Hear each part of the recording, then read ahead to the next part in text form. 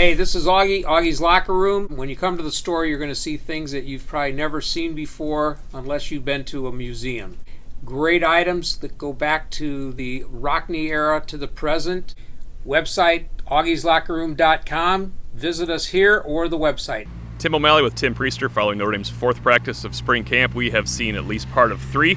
Today was there was no interaction between offense and defense today, really, but there's heavy drill work, and we were able to separate and kind of look at some particular aspects of the offense, defense, and special teams. One thing that has become clear, and Marcus Freeman has hinted to it, normally you look at receivers and tight ends or whatever position and say, when they're ready, they'll play. Mm-hmm.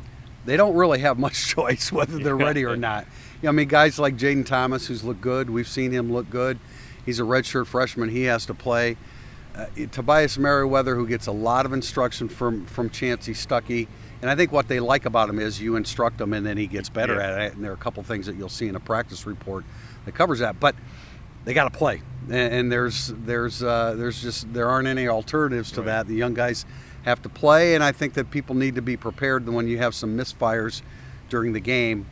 Is it on the quarterback or is it the receiver? Because those guys are really young. Yeah, there's a surplus, however, on the other side of the ball, and I couldn't find a few of the notable defensive players with the defensive linemen. Then I realized that Jordan Botello, Aiden Gobira, and Osita Ikwanu were down with the special teams. And then they came back and joined one of the more fun drills I've watched. It was the combination of the Vipers and the safeties blitzing off the edge. They had to knock down a little orange ball, and you were kind of seeing what the instruction method where there was, because every once in a while the pump fake would get a guy in a rep, and it's like that's the guy that is not following his rep properly. Quick note defensively, I noticed Prince Colley not in uniform.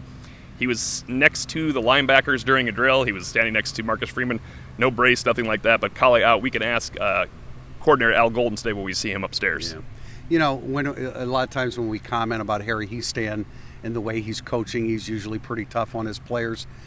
I saw something different today, and it had a lot to do with the fact that it was double team blocks, and it was Joe Alt and Jarrett Patterson, and it was Josh Lugg, and it was Blake Fisher. Mm-hmm. Those guys are accomplished offensive linemen, and so to hear Harry Heastand say, fantastic, great job, you know that he's dealing with some veterans there on the offensive line. Took a quick peek at the defensive backs, all present and accounted for, and when I'm going to say these names, they were making plays against fellow defensive backs, and it was a trainer throwing a bad ball on purpose.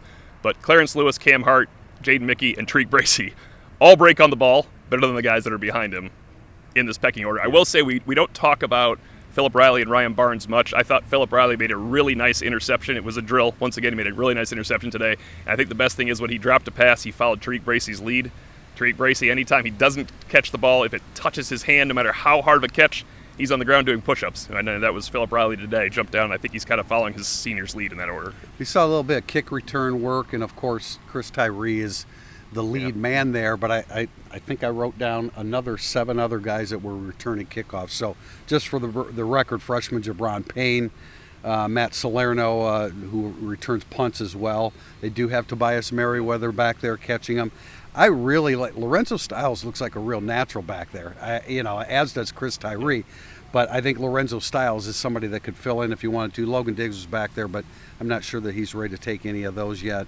Deion Colsey as well, and so there's a bunch there. We know that it's Chris Tyree's job, but I think they have some options. I really like Lorenzo Styles, the way he handles it. Hey, just one note on alignment. The first practice we saw, I mentioned Howard Cross was with the ones.